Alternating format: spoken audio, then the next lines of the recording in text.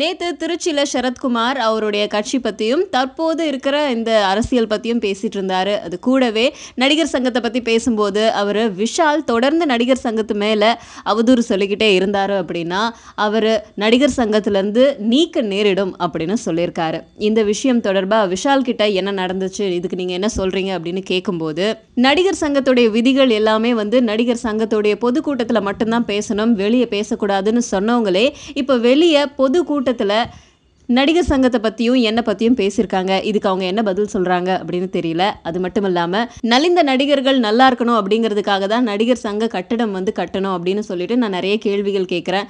அதையே தப்பு அப்படின்னு சொல்லிட்டு என்னை இந்த நடிகர் சங்கத்தை விட்டு வெளியேற்றணும்னு சொல்றாங்க. வெளியேறதை பத்தி எனக்கு ஒரு கவலை இல்லை. ஆனா தனிப்பட்ட முறையில் ஒரு நடிகர் சங்கத்தினுடைய உறுப்பினரை அவதூறா பேசினாங்க அப்படின்னா அவங்களும் நடிகர் சங்கத்தை விட்டு வெளியேற்றப்படும். இதுக்கு உதாரணமா ஏற்கனவே நடிகர் குமரிமுத்து இப்படிதான் வெளியேற்றப்பட்டாரு. அப்படி இருக்கும்போது நடிகர் சங்கத்துடைய துணைத் தலைவர் காளை என்ன நாய் அப்படின்னு சொல்லியிருக்காரு. ஸோ இதுக்கு என்ன பதில் சொல்றாங்கன்னு தெரியல. குமரிமுத்து மாதிரியே இவங்களையும் வெளியேற்றணும், அதுக்காக நான் புகாரும் கொடுத்துருக்கேன் அப்படின்னு சொல்லியிருக்காரு. அது மட்டும் இல்லாமல் என்ன நாய் அப்படின்னு அவர் குறிப்பிடுறதுக்கு முன்னாடி நாள் வரைக்கும் தேர்தலில் நிற்கிறதுக்கு எனக்கு ஒரு ஐடியாவும் இல்லை. ஆனால் அவங்க இப்படி சொன்னதுக்கு அப்புறம் கண்டிப்பாக நான் தேர்தலில் நின்னே தீருவேன், இவங்களுக்கெல்லாம் பதிலடி கொடுப்பேன் அப்படின்னு விஷால் சொல்லியிருக்காரு. இது ஒரு காலம் பதவிக்காக மட்டும் நான் நிற்கிறேன் அப்படின்னு அர்த்தம் கிடையாது அப்படின்னு சொல்லியிருக்காரு.